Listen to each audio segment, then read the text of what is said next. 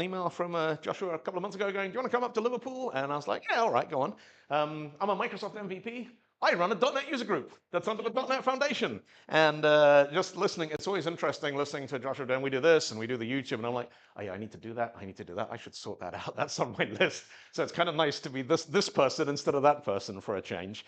The thing that I'm probably best known for around the world is a joke that I did in a bar in Australia in 2018 when I saw a tweet about someone should make a programming language called Rockstar so we can all be rockstar programmers.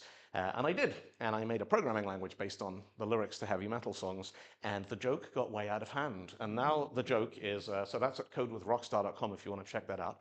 And yes, it is, you can write songs that look like heavy metal song lyrics and bad power ballads. I'm the project manager of the joke. The joke is on version 2. The joke has a test suite. The joke runs on WebAssembly now, thanks to .NET 9. So yeah, commitment to the bit. But that's not the story that I am here to tell you tonight. I'm here to talk to you about plain text. And this is one of those talks that I absolutely love because it has evolved. It's kind of taken on a life of its own. Because I came up with the kind of first draft of it about 5 years ago, and I did it at a couple of online meetups. And then people started sending me like little details and stories and things that I wasn't aware of. And then I started, you know, when the world opened up again, I went out, I did it at a couple of conferences, and some of those put it on YouTube. And people on YouTube have opinions about things, and they are not afraid to share them. And so as versions of this talk have been on there over the years, I've had little comments like this one from Braden going, of course there's such a thing as plain text. Yes,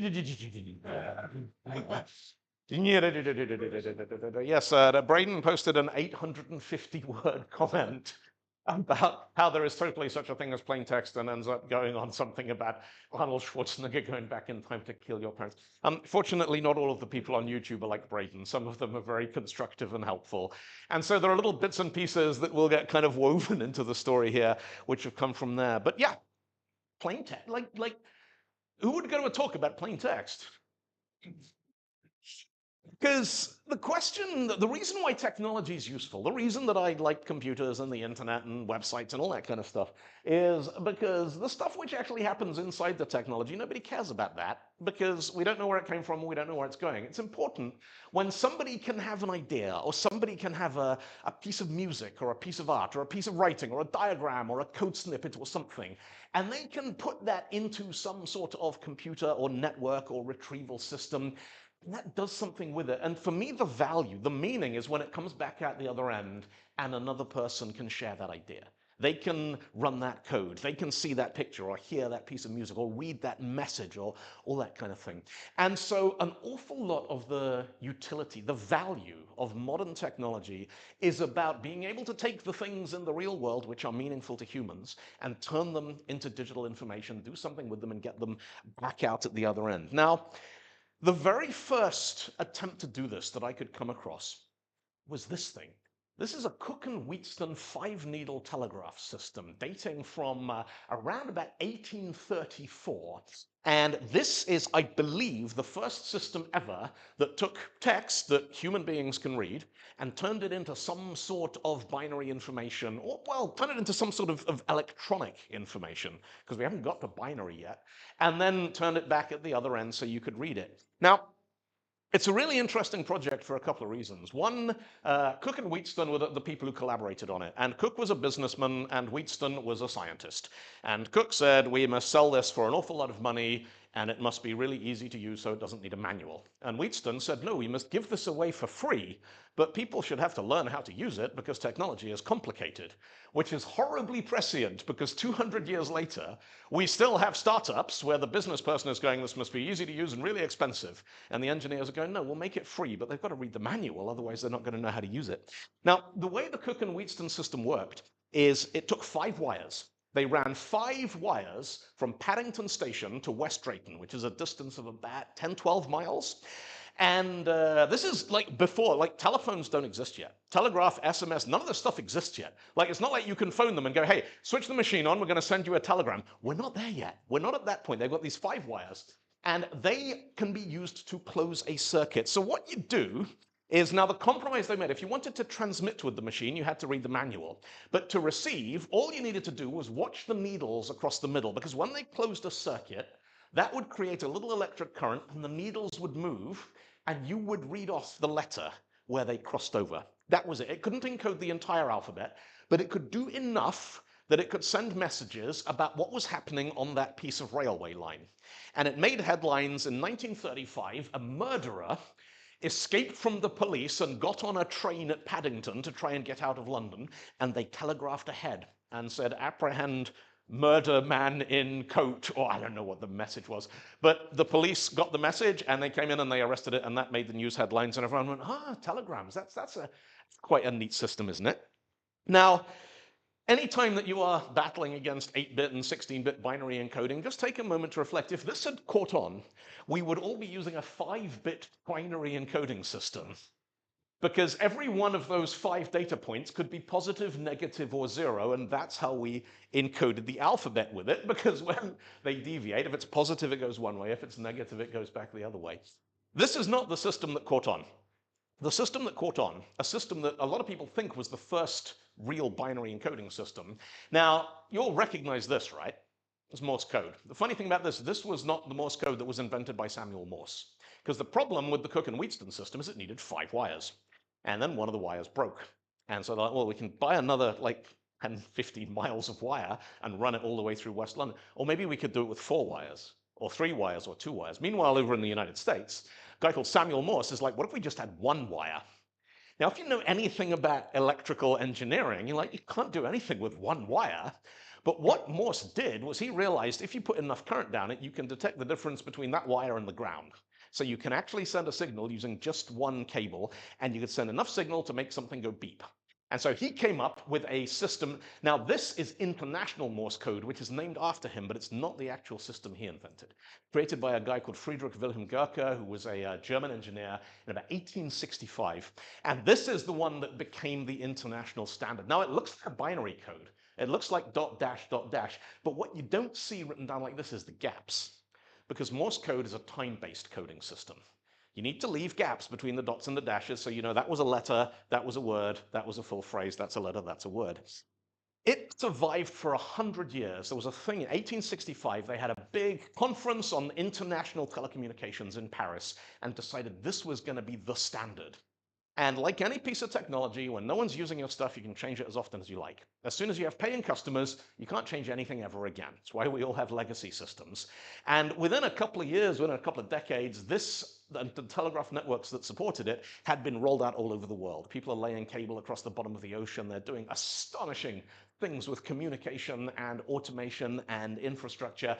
And so we're kind of stuck with this because no one has a good reason to move away from it. For almost exactly 100 years, because 100 years later, in 1965, the Americans come along and they invented ASCII. Now, the American Standard Code for Information Interchange. When we talk about plain text, most of us think ASCII, because what we really mean is, look, I don't want to download an app and I don't want to have to think. I just want to double click and it opens in VS Code or Notepad or whatever I use and I can just read it. That's what plain text is. It's effortless, readable text files. And what the Americans did, now they created ASCII in an age when computers looked like this. Most of them didn't have screens yet. And the ones that did, the screens couldn't show text. For text output, they used teleprinters, mechanical teleprinters, and they would read code from punch tape and punch cards. And so the designers of ASCII, they actually did a pretty good job because they set out to solve a specific set of problems. How do we encode text and the control sequences that are necessary for the teletypes that are being used in the English-speaking North America, United States, and Canada in about 1965? That's the problem. And they sat down, they figured it out, they did a frequency analysis, they worked out what needed to be in, what needed to be out. They came up with this. Now, if we do a little tour of the ASCII, the basic ASCII character set, we start off with, we've got ASCII 0 there, the null character right at the top of the stack. And any of you folks who's worked with C or C++, we still have that today because C decided that's the end of the string there, because if there's no more noise coming down the electrical teletype, you've probably reached the end of the message. Hey, that works, we'll use that. Then there's this bunch of control characters. If you wanted to print the start of a heading on your teletype machine, you would hold the control key and you'd press A. And if you wanted to send the start of text, you'd hold the control key and you'd press B. And if your teleprinter is going brr, brr, brr, and you're like, no, no, no, no, stop, there's been a horrible mistake, you'd press control and C, which is how you get it to stop sending text. And that was kind of survived because we do that when we write infinite loops. We're like, no, stop, control C. And so we're using this relic of the 1960s to stop a .NET program with an infinite loop in it. And then we've got a whole bunch, end of transmission, inquiry, acknowledgement. Bell is interesting. If you open a Windows terminal on your PC, type echo space control G and press enter, it'll play tada.wav. So you get a little, that's it, trying to ring the bell. We get onto the tabulation characters. Now, the thing about tab characters and vertical feeds and form feeds and carriage returns and all these things is these are control characters for a piece of mechanical equipment. A teleprinter had a thing called a carriage, and you'd print fine effect. Ooh, that's a very loud projector. And then when you got to the end of the line, what you would do is you would return the carriage so you could print another line. And then you would feed the line to the next one. Now, teleprinters couldn't do fonts. They couldn't do italic. They couldn't do very much at all. One of the things they could is they could do bold because you could print the same line twice. Now, to do that, you'd do a carriage return, but then you wouldn't do a line feed. So a carriage return on its own was useful because that's how you did bold. Line feed on its own, nah, not so much. You'd fall off the end and then you'd need to go and put the pieces back together. And so we ended up with this interesting situation. Now, however many years later, we've got Linux and Mac OS going, yeah, /n, that's a line feed. And we got Windows going, no, no, line feed is /r/n.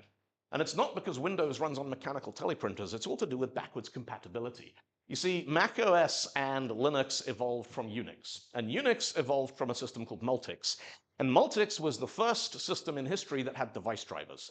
It's the first one where you could put a little piece of code between your operating system and your teleprinter that could do useful things. Like if you get a carriage return, you probably want to put, or you get a new line, you probably want a carriage return as well. So just put one of those in so you didn't need to keep it in the text file.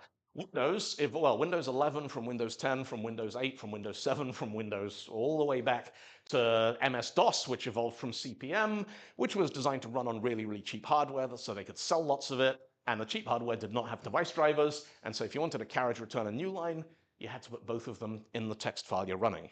Now, the next chunk of ASCII, we get onto the alphanumerics. And there are some really interesting decisions being made in here. One, they had to decide what punctuation are we going to support. You've seen the thing recently, how M- has become like this signifier of someone using ChatGPT, and the people who actually write prose properly, like who worked in publishing, are like, no, we do that. Like, that's how we write properly. And they're like, no, we don't believe you. We think AI generated this angry email. Well, M- didn't make the cut because they're like, look, we've got a minus sign and it's a hyphen and it's a dash, and you're just going to have to double up. We don't have space for all these kinds of things. The decimal numbers, one of the things computers have to do a lot is to turn numbers that make sense to a machine, which are binary, into numbers that make sense to humans, which are decimal. And so to do that, you just ignore the big half, and that gives you the binary value of that digit, 0, 1, 2, 3, 4, which is really fast, even on a 4-bit computer from 1965.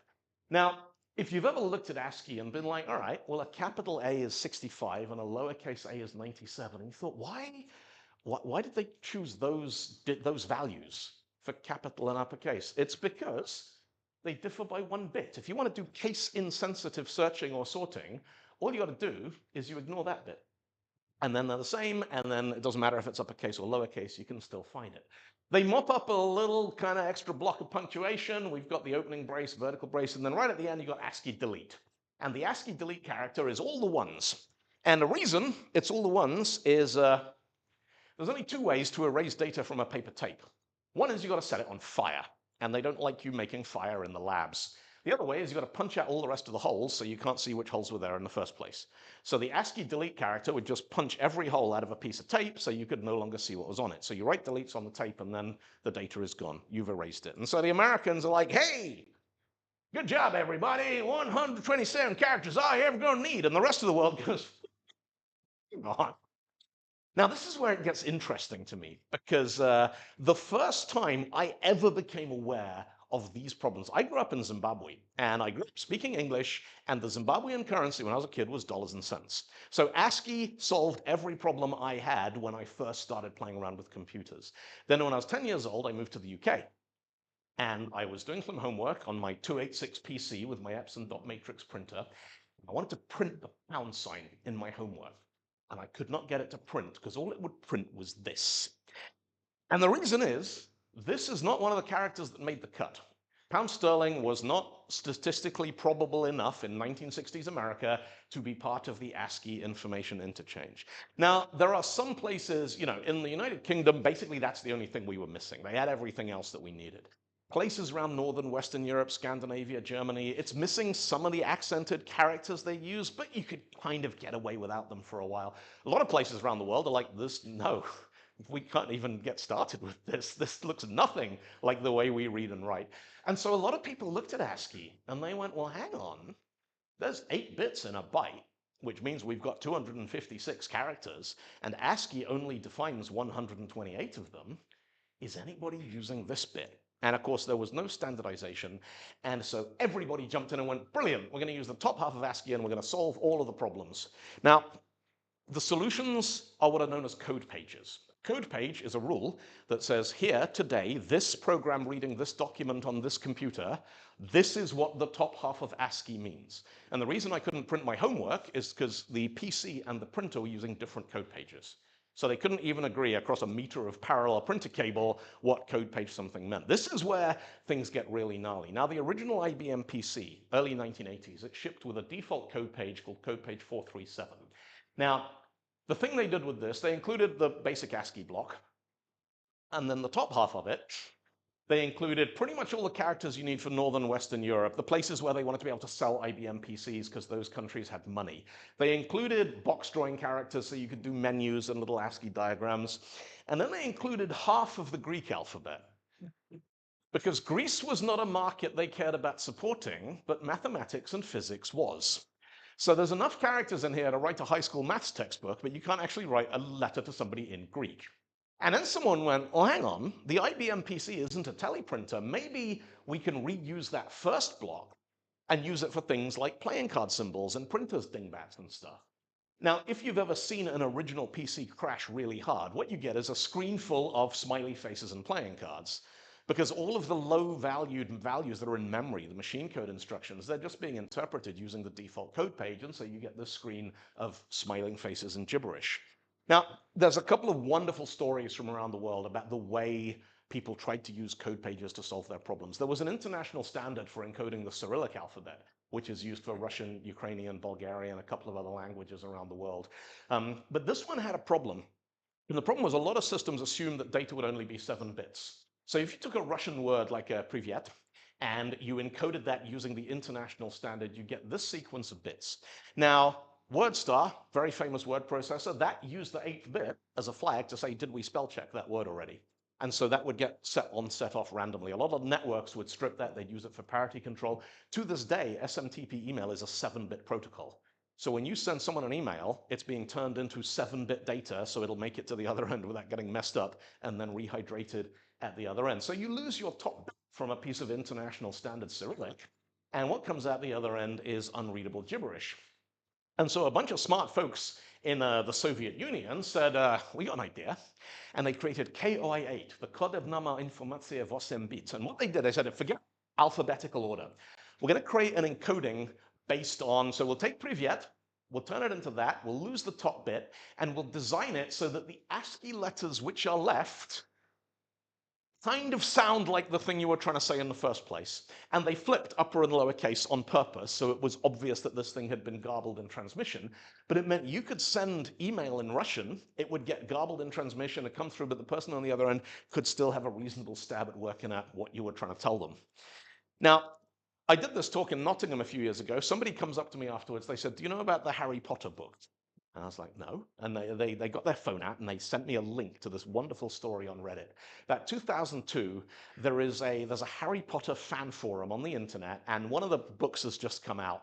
And the book is available in France and Western Europe, but it's not available in Russia yet. And so there's this conversation between a lady called Svetlana, whose name is in the record, and Claudette, who I've made up because we don't know what her name was.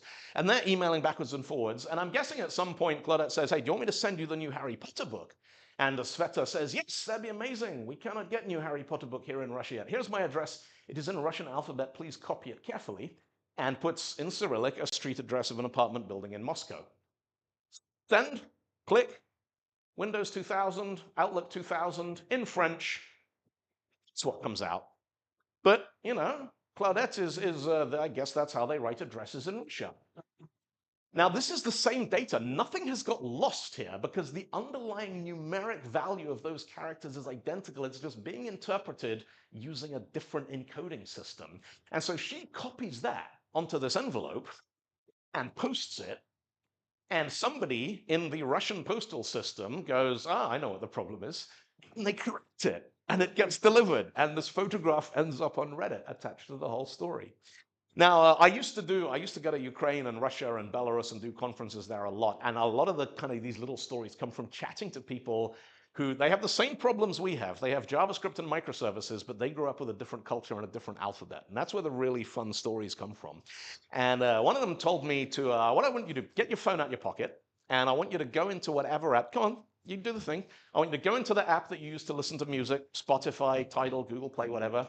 I want you to search for that.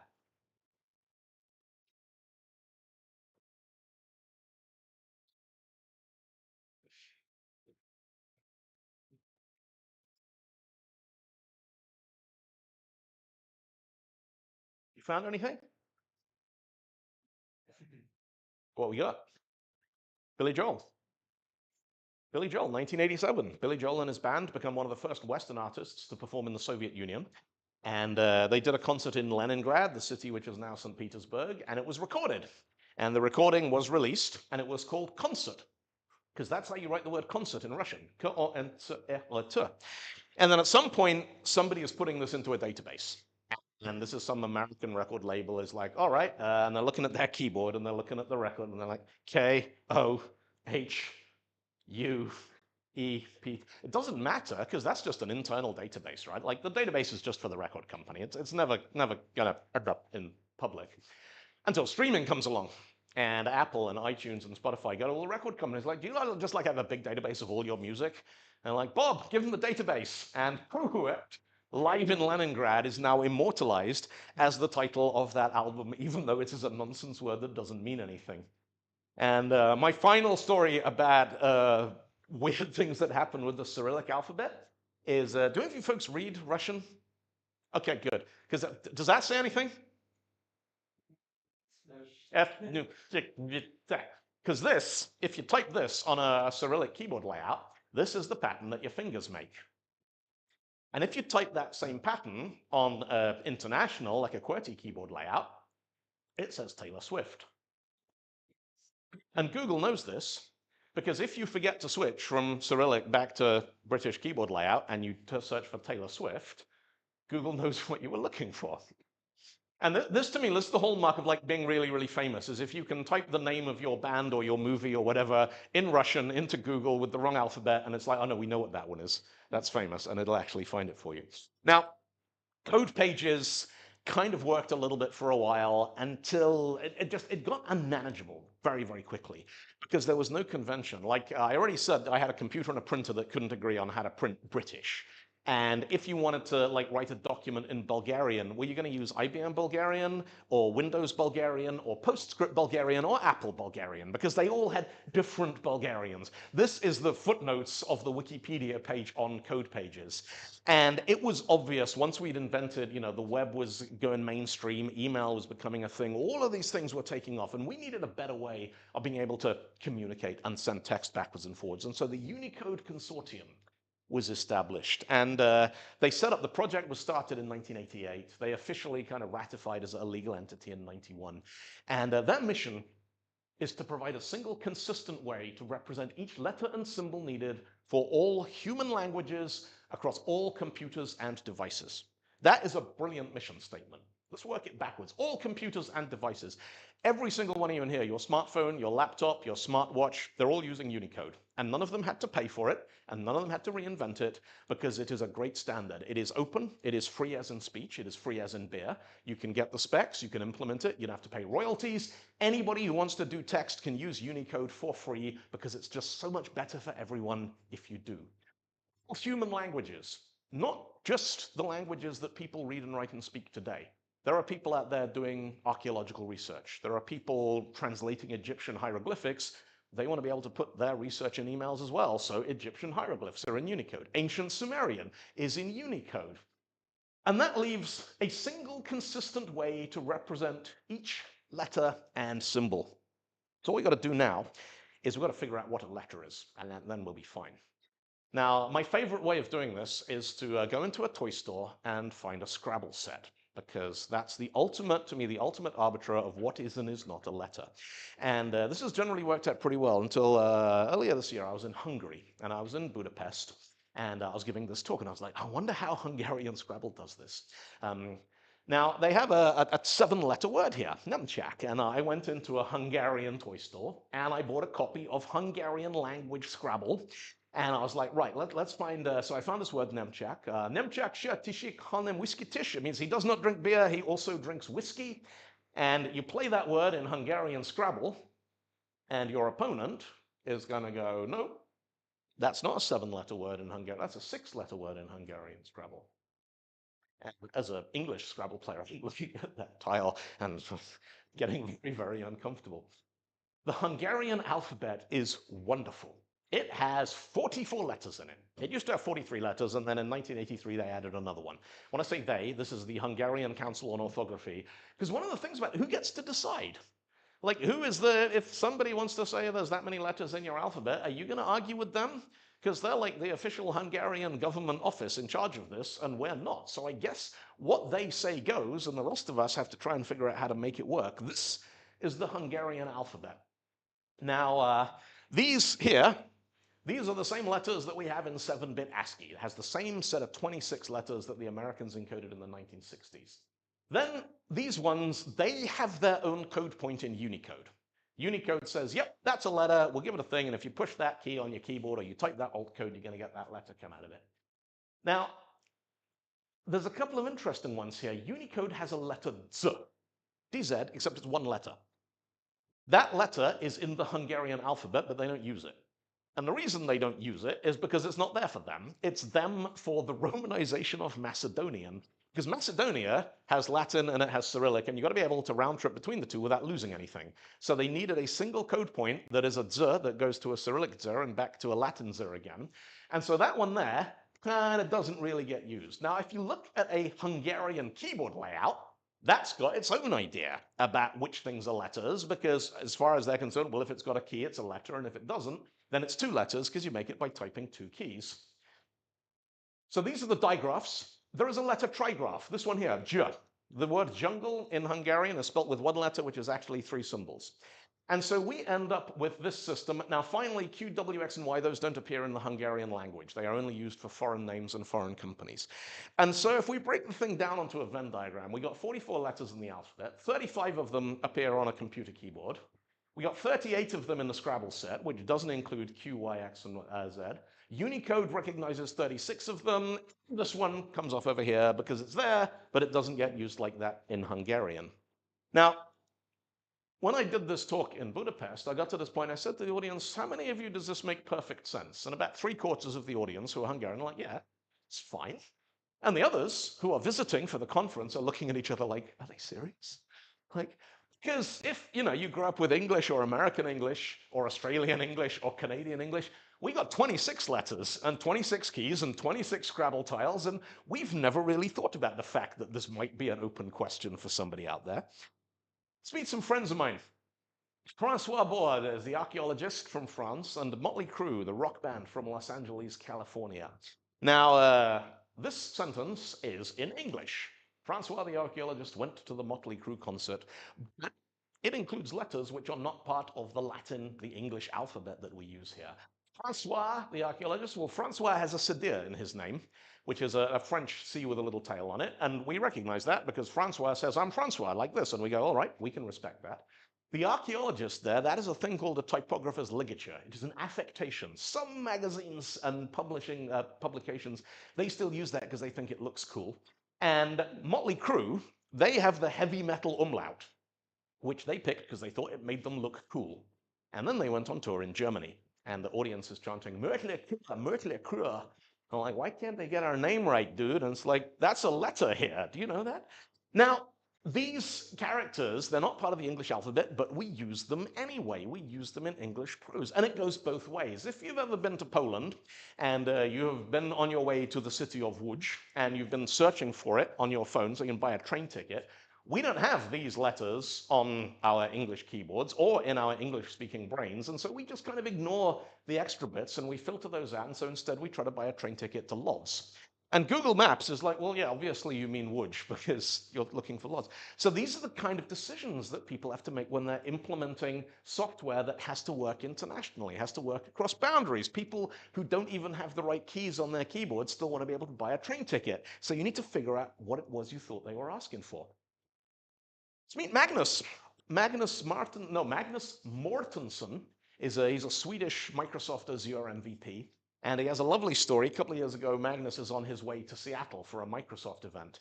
And Magnus has a Swedish passport. And if you look at the passport, you've got 2 rows at the bottom here, 2 or 3, which have to be machine-readable ASCII, because that's the rules, because the international system that manages airline reservations, there's 2. There's one called Sable, one called Amadeus. They run on IBM mainframes. They're written in COBOL. So they have to be American machine-readable 1965 ASCII. Now, the rules of Swedish orthography say that if you have the letter O, which is A with a little circle on it, and you have to turn it into ASCII, it's AA. Use 2 A's on that. The people who print Magnus airline ticket, they just take the circle off because they're not Swedish. They don't care about the rules. And so Magnus ends up with a passport that doesn't match the name that's on his airline ticket. Hard to get into the United States, who are famously relaxed and forgiving when it comes to people not having the correct papers. Now, he's a well-dressed white guy on his way to a Microsoft concert. You think about the number of people around the world every day who are trying to get across a border and they got a passport that has mangled their name in one direction to fit in ASCII, and they got a plane ticket or a train ticket or a driving license that has mangled their name a different way. I have a passport at home with 3 Russian visas in the same passport, and they spelt my name in Russian wrong 3 different ways in the same passport, because every time it came back, they mangled Beattie into something different in Cyrillic. You imagine the kind of people who they're just like, nope, you know what, we're not letting you in. This is just because ASCII. This is just because text encoding. Let's talk about alphabetical order. We're going to take a list of European cities. We got Berlin, we got Aachen, we got Zurich, we got Aarhus, and we have Örebro. And we are going to put them in alphabetical order. Show of hands, who thinks number 1 is in alphabetical order? Who thinks number 2 is in alphabetical order? Who thinks number 3 is in alphabetical order? And number 4. Who's sitting there going, what do you mean? How can alphabetical order be different? What kind of question is this? They are all in alphabetical order for somebody, somewhere on this planet, because alphabet is not a fixed concept. It varies. People change their mind about it. We're going to put them in a database. So we're going to open up SQL Server, and we're going to create a table called cities. We're going to insert Berlin, Aachen, Zurich, Aarhus, Örebro. Let's do a quick select star from cities. There we go. Let's select star when name equals Örebro. Nothing. All right, maybe it's case sensitive. Nope, still nothing. Okay, let's see. Is Örebro the same as Örebro? And it's going to say, no, they are not, because they're not. Unless we say, please tell me, are these strings the same according to the Latin 1 general case-insensitive, accent-insensitive collation? Set of rules for saying, are these letters the same? And if they're not the same, which one comes first? According to those rules, yes, the strings are the same. Now, this is where it gets interesting. If we select star from cities order by name, we get Aachen, Aarhus, Berlin, Örebro, and Zurich. This makes sense to me as a British speaker because to me, is not a letter of my alphabet. It's an O with decorations, and the decorations don't matter. That's not true, though. At least it's not true in other places. If we specify the collation, this is the default. It's the one that makes sense to English speakers around the world based on the Latin alphabet. If we use the Finnish and Swedish collation, now moves to the end because is the 29th letter of the Swedish alphabet. Because Swedish goes from A to Z, and then it has O, E, and on the end of it, and so is the 29th, so that one appears after Zurich. Now we do it with Danish and Norwegian collation. And now Aachen and Aarhus move to the end. And this does not make any sense whatsoever unless you grew up there, and even if you did, this is still wrong. The reason is Aarhus is Denmark's second city, the second biggest city there after Copenhagen.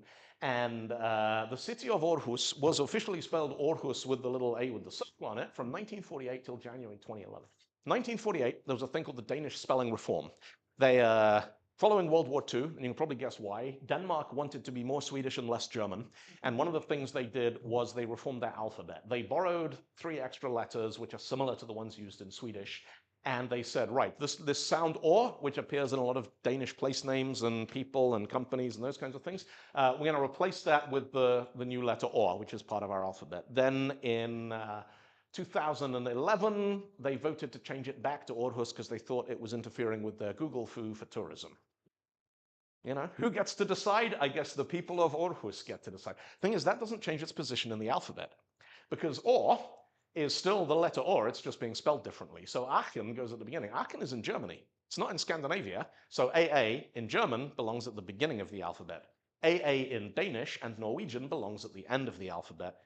To people in Denmark and Norway, this makes perfect sense and there is nothing weird about it at all. To the rest of us, we're like, how? And you can't get it right. That's the problem, is the database does not know that Aachen is in Germany and Aarhus is in Denmark. So if you actually have this as a requirement for your customers, the only way to solve it is you've got to put another name in your database that says, look, if you're doing alphabetical order for somebody in Scandinavia, then you need to use this extra column to override the sort ordering, and then you get back the cities with Aachen, Athens, Berlin, Zurich, Örebro, Aarhus in the correct order. Now, once in a while, you get people pop up and go, oh, you know, I don't want to bring politics into it. I just want to write code and solve problems. And you can't even get alphabetical order right without understanding the geopolitics of Europe in World War II and beyond, the Danish spelling reform, orthography, place names being in Germany or Scandinavia. Politics creates problems and technology has to solve them. And so if you don't understand the politics, you are going to spend a great deal of your career just bashing your head against the wall, wondering why everything is stupid and nothing makes any sense. On the subject of which, let's talk about capitalization. Because at the very least, we agree that whatever country, alphabet, language, writing system you're using, if you have 2 uppercase, that's always going to take the same lowercase letter and give you back the same uppercase letter, right? Like that sounds like a pretty reasonable thing we can agree on around the world. No. Turkish has a capital and a lowercase I with a dot, and a capital and a lowercase I without a dot. And I had a plane ticket to Istanbul a while ago, which I never got to use because of geopolitics. But if you look very closely, Istanbul is spelt with a capital I with a dot on the top of it, because this is how Turkish orthography works. Now, the problem here is you think about them trying to take this alphabet language writing system that they've used for decades and turn this into something that works with digital computer systems. The problem they've got is we already have, these are the extra letters, but we already have the others. So one scenario says, all right, well, if you have a lowercase I with a dot and you capitalize it, it becomes the uppercase I with a dot. Now, this means you've gone from 7-bit American ASCII straight into an extended Unicode block just by uppercasing something. But the alternative is that you'd have to have 2 keys on a Turkish keyboard, which were both a lowercase I, because one of them's the Turkish one and the other one's the other one, which also doesn't work. And the same problem in reverse. When you take an uppercase I and you lowercase it, it doesn't get a dot if you're running code with a Turkish locale. Wikipedia just says about it, has caused some issues in computing, is what it very diplomatically says about this. Now, let's go back to our friend Francois and the C with the Sadir on it. What Unicode says about this is like, look, all right, we'll give you, if you want to C with a Sadir, yeah, we'll give you a code for that. If you want that, or you've got a key on your keyboard or your device that does that, you can do that as a single letter. But maybe you don't want to do that, because in English, we draw an English C and then we put a little decoration on it. And so Unicode says, right, well, we'll give you decorations. You can draw C, and then you can put a Unicode plus 0327. Now, that's what's called a combining character. And a combining character is basically garnish for the thing that you just drew. And the lovely thing about these is you can stack them, because you can say, I want a Z with one of those, and one of those, and one of those, and one of those, put that on top and that underneath. And if you stack these enough, this is how you get Zalgo text. And This one is a great way if you're building your own font renderer. It's a wonderful way of testing it. Two, this used to, you could send someone a text message to their Samsung Galaxy phone that would brick it and it would never boot again because it would just cause this overflow problem with the text rendering in there. But what this means now is that even if we've agreed which letter of which alphabet, in which case, in which culture we're drawing, we got more than one way to draw the thing because we could write Motley Crue as Motley Crue, or we could write it as M and then an O and then a combining diaresis and then a TLE. So we got two different, now they look the same, they sound the same, they read the same, they mean the same thing, but they're not actually the same string. And this is where Unicode goes, right, well, we're not going to tell you how to fix this. We're going to give you tools. We're going to give you normalization forms. So canonical decomposition means letters are fixed. Just because they look the same doesn't mean they're the same letter. And I want you to decompose them by breaking them out into the widest possible sequence of code points before you compare them. Composition does the opposite. Squash this down as small as you can. Compatible, at this point, they're like, we used C already, damn. All right, compatible in Unicode spelled with a K. Everyone fine with that? Right, come on, let's go. And compatible composition is the opposite. Now, what this means in practice is if we build a string, so we've got the string Motley Crue there that we've built out of an array of chars, but then the next one, we're building Motley Crue by adding a combining diaresis using a Unicode escape. And so we've got two strings, S1, S2, and if we run the code that compares them, they're the same length.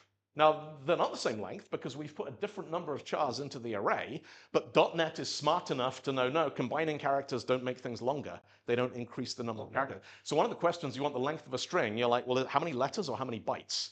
You need to think about this stuff. And it's saying, well, they're not equivalent, but all four forms of Unicode normalization say that they're the same string.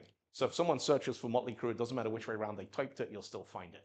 Now, if we take plain text in decorative bubble writing and compare that to plain text, now it says, well, okay, run the code again, and it says, okay, same length, they're not the same data, and the canonical composition says they are, canonical normalization says they're not the same.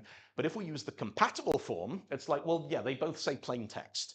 So if you want to search like a username database and you've got one of those systems where people can use fancy Unicode writing in their usernames, you're going to need to use a compatible composition to be able to find them when you're digging through your own data. Now, second big turning point in my, my sort of personal journey with the wonderful world of text encoding came about 10 years ago. I went into work one morning and one of my team says to me, dude, I think we've been hacked. Now, this happens a lot when you work in tech because people are always breaking their computers and they always think it's hackers that did it and not them clicking the wrong thing or downloading the wrong thing or going on Pirate Bay.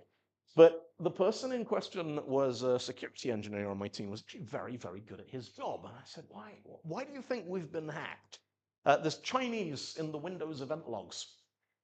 And there was. I actually took this screenshot that day and then found it on the blog post when I put the talk together a couple of years later. There is Chinese in the Windows event logs. Now, incident management 101. Okay, this might be very, very bad. Okay, your job. I want you to go and tell the business we might have a security breach or a database problem. We'll get an update for you in 15 minutes. In the meantime, if anyone hears anything weird or you get weird calls, please put them through to us. You check the firewall logs. Any intro, like do we get a massive spike in traffic from Beijing in the middle of the night or something? You check the database. Is it an injection attack? Is there Chinese data in any of our tables anywhere? I have now delegated all of the important parts of incident management, so I get to shitpost about it on social media. And I won. I solved the problem. Because, well, Twitter solved the problem back when it was good, because I immediately got a friend of mine go, that looks like a Unicode mapping error. UTF-8 being treated, and then fake Unicode pops up and says, the low bits are all null, so this is probably UTF-16LE being mistaken for UTF-16BE. I'm looking at this and I'm like, that sounds like it might be really important. I should probably find out what that is. And so I did a very, very rapid crash course in what is UTF-16 and why does it come in LE and BE. And what I learned that morning is internally, Windows, Java, .NET, JavaScript, quite a lot of like operating systems and programming languages, they use a thing called UTF-16, which means that every character is stored as 2 bytes. And the reason they do this is because it's predictable. It means you know if you've got a bunch of text, you know how much memory to allocate for it. You know roughly how far to jump when you're doing things like a binary search, because you can mostly rely on all of the letters, all of the glyphs of data being the same length as each other in memory. And so the word delete in UTF-16, now LE and BE are which one comes first, little end or big end? Little end first, big end first. Because if you take the word delete in 16-bit UTF-16 and you flip it into the wrong encoding, it teleports you straight into the middle of the Unicode block, which is used for Chinese. Now, this talk, I remember on the day that this happened, someone ran the translation through Google Translate to see if it was some kind of like, it made any sense or anything. And I remember them coming over to me and saying, now, a couple of years later, this got posted on the YouTube video. And this guy, I mean, like Nicholas Chan, I kind of assuming from his name that he speaks Chinese, but maybe he's just in San Francisco and he has Google Translate. I don't know. But he said, this is what it means. That one is dismembering the body of a livestock. That one's climbing. That one's textiles and fabrics. This one is gems and pearls and jade put into the mouth of a corpse. Now, I laughed my ass off when I saw this because it reminded me the day that it happened, the person who Google translated it came to my desk and said, I think it might be a ransom note. And I'm like, what do you mean? I think they want us to put a diamond in a chicken or something. And I'm like, no, I do not think that is what we are going to do here. So next question. Why is our Microsoft Dynamics CRM database server flipping from UTF-16 LE to BE and back again? Now, what was happening is it would go down for about 2 or 3 minutes. And then we would try something and it would come back and we'd be like, all right, it's back, it's back. And then 2 or 3 minutes later, it would go down again. And then it would come back again, and then it would go down again. And it did this for something like 30 hours. So we're kind of on, did we fix it? No, it's broken again. Did we fix it? It's back again. Did you do anything? Nobody did anything. What we eventually worked out, there was a faulty network switch. We just moved everything into a new virtual hosted data center. And there was a virtual network switch in there that was dropping one packet roughly every 3 minutes. Just one little packet disappearing, 1 byte. And so everything else then just got shifted sideways without any indication this had happened. And UTF-16 just keeps on trucking because it's like, oh, yeah, Chinese, all right. We can do this. That's fine. So very, very good for local storage. It's good for memory. It's good for operating systems, programming language design. One, it has this problem. If you lose a byte in transmission, you have no idea that it happened. You've just suddenly gone into the middle of a different Unicode block and back again because all of these are valid encodings. The other problem with it is let's imagine that we want to write a web page which just says hi in Ukrainian. And this is what that is going to look like in UTF-16. Now, even if our web page is in Ukrainian, Arabic, Korean, Hebrew, HTML is built on ASCII. CSS is built on ASCII. JavaScript is built on ASCII. And an awful lot of most modern web apps and stuff, this is the bit of this web page that actually needs the extended characters. The rest of it is just us going null 3C, null 21, null 44, null 4F, null, which means 44% of the data that we are sending through these undersea cables and around the world is redundant. We are just sending null over and over and over again. It is a very, very inefficient format when you go from local memory to actually sending stuff across a network. And so the Unicode Consortium came up with what I think is probably the cleverest hack in the history of doing smart things with computers. They said, right, it's UTF-8. Any byte starts with a 0, that's American ASCII, same as it's been since 1965. Every single document on FTP and Usenet and floating around the web that's in plain text, those are all UTF-8 now without having to change a single byte, which is genius. Then they said, right, if you're looking at a byte that starts with a 1, that's part of a multi-byte sequence. Look at the next byte. If the next byte is a 0, you are halfway through a letter. You need to backtrack. If the next byte is a 1, then 110 means this is the beginning of a 2 1, so it's a 2-byte sequence. If you've got a 1110, this is the start of a 3-byte sequence. If you've got a 11110, this is the start of a 4-byte sequence. And then the red X's here, those are the bits you then decode to give you the actual value of the character. Now, in theory, this goes all the way up to 1111, like you'd be all the way up to 8. We don't need to do that because that is way more headroom. Like even if we make contact with the aliens from Alpha Centauri and all of their archaeologists want to be able to put their stuff in Unicode, we've got enough space to do that. But we've also got enough space to invent new alphabets, which is kind of neat because we like inventing new alphabets because there's an alphabet that's been invented in my lifetime that I'm sure all of us have used today. And I know ChatGPT loves to use this alphabet. It's the alphabet called emoji. And this is the original emoji character set. It was invented in 1998. The Japanese mobile phone company Docomo, they had a project called iMode, which was like an early precursor to mobile smartphones, which was being able to get, traffic transport timetables and fast food and things on your phone. And they hired an artist called Shigetaka Kurita to come up with this little set of icons. This is now in the Museum of Modern Art in New York, the original set, as a sort of testament to how influential this has been. Then this takes off in Japan in a big way. Like within 2 years, you can't sell a phone in Japan that doesn't have emoji because no one wants a lame loser's phone that can't do emoji, which means when Apple launches iPhone in Japan, it's got to do emoji, otherwise no one's going to buy it. Which means the rest of the world then goes, hey, if you go into region settings and set it to Japan, you get all these little cartoons that you can send people in text messages. Which means people start asking questions like, well, there's sushi here, but there's no tacos. I want to go for tacos. Where's my favorite fast food? And people noticing, well, okay, there's an airline pilot and a firefighter and a police officer, but they're all men. This is not really fair. And then there's a whole thing about skin tone representation going on in here. Now, there's only a handful of times in history that Apple and Google have got their heads together and collaborated. Emoji was not a standard at this point. It was basically a kind of loose affiliation of handset manufacturers playing catch up with each other. Apple and Google turned to Unicode and they're like, look, if we do the engineering to get this thing up to kind of parity and hand it over to you, will the Unicode consortium steward it from now? And they said yes. And so they did. By about 2015, this was completely a Unicode standard. And one of the first things they did was they introduced the ability to use skin tone modifiers on emojis, faces and hands and those kinds of things. And they did it using combining characters, the same way as Francois. They said, all right, well, we'll introduce a new Unicode combining character. Now, the idea here is that if your mobile device has the artwork and it sees this character sequence, it will render the custom artwork for that skin tone. If it doesn't, you get a thumbs up followed by a little one of those squares that says, we don't know what character this is. And you know it's time to install an update or go and get a new phone. And they've come up with all kinds of brilliant ways of using things which have always been part of the Unicode standard to support all sorts of interesting representation artwork. So there's a female astronaut emoji, which is a woman followed by a thing called a zwidge, a zero-width joiner, which has been in Unicode originally to support an old Irish kind of Paleolithic writing system. But then they went, hey, we can use that one. So a woman plus a rocket, zero-width joiner. If your handset doesn't support it, you get a woman next to a rocket and you can figure it out.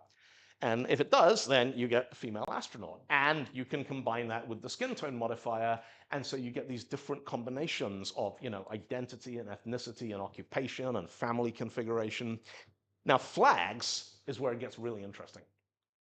The flag of the United Kingdom is a country, according to the International Standards Organization. We've got an ISO country code. We've got GB. And so the regional indicator symbol GB, that gives you the flag of the United Kingdom. Same for all of the countries which are recognized as countries by ISO. England's not a country. I mean, it is for football and rugby purposes, but not for the Olympics or Formula One, and not for ISO. So the England flag does not have an ISO character designation. And so the Unicode folks are like, well, we probably better have that one because there's a lot of money in football.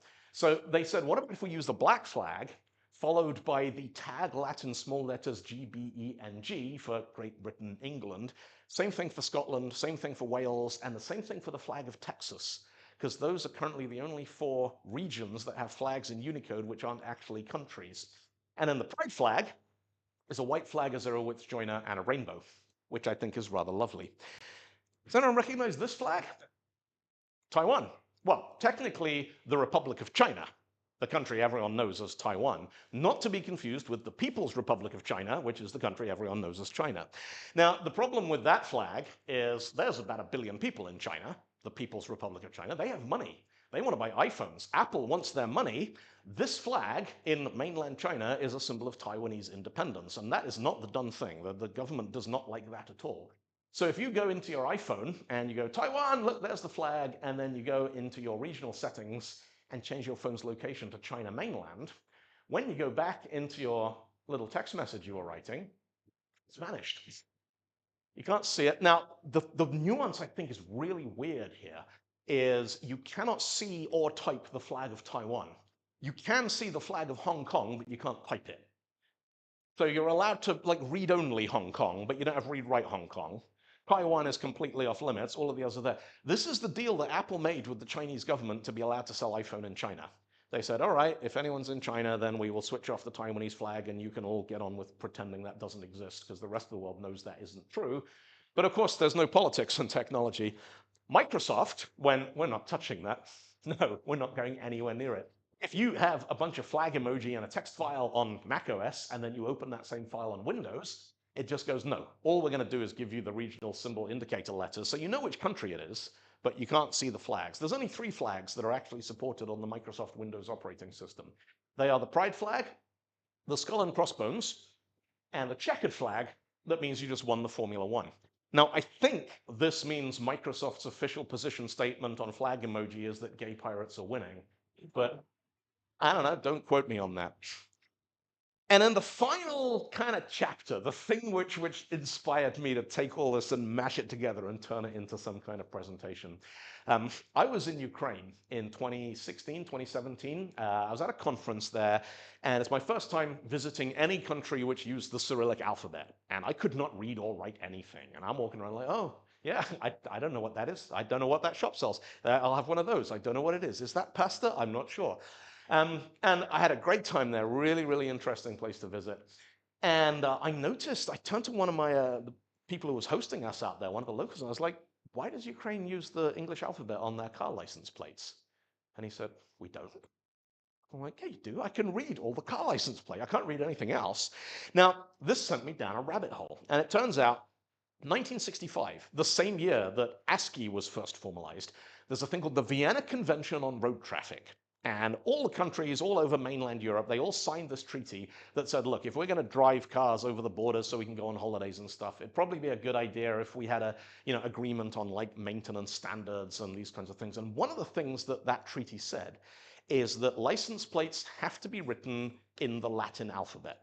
And the Soviet Union signed the treaty despite the fact that their license plates look like this. Now, I'm guessing there was a meeting where somebody said, comrade, what if you want to drive car out of Soviet Union?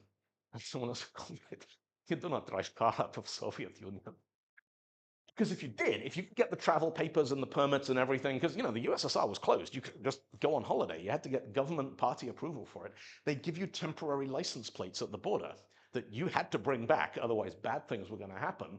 The local license plates look like this. Now, in the 90s, when the Soviet Union collapsed, all the various member states, one of the things they overhauled was vehicle registration. And today, Belarus, Ukraine, Russia, their license plates look like this. And what they did is, I think, another quite neat little hack.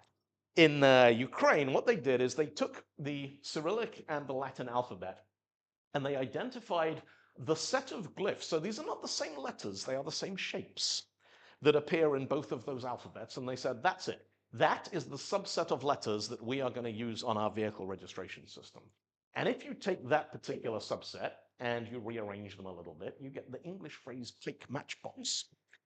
Now, the reason I leave you with that is that next time somebody says to you, oh, I'm going to send you a plain text file, can you take a look? You say to them, do you know about PIKE Matchbox?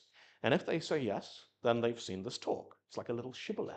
And they know about the Danish spelling reform and big endian and little endian and UTF-8 and the Taylor Swift encoding and Ukrainian license plates and all that kind of stuff. And so they're going to send you a text file that they've done the diligence on it and it's encoded properly. If they say to you, no, what's PIKE Matchbox, then they're going to send you a file that works on their machine. And it might work on your machine. I don't know. There's no such thing as plain text.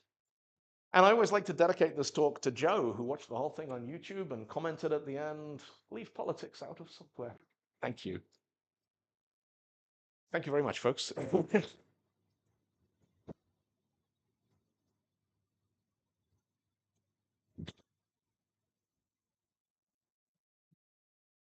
We have, do we have questions? Or actually, what I love is, do we have weird stories about how that's not how they do it in the place where you grew up? And let me tell you this weird fact about our alphabet. Or do we have the silence of complete enlightenment, total understanding? All right, we have quizzes to give away. So we are now going to attempt the, oh, can I click on a link on a slide? No, I'm going to have to do that. And then that.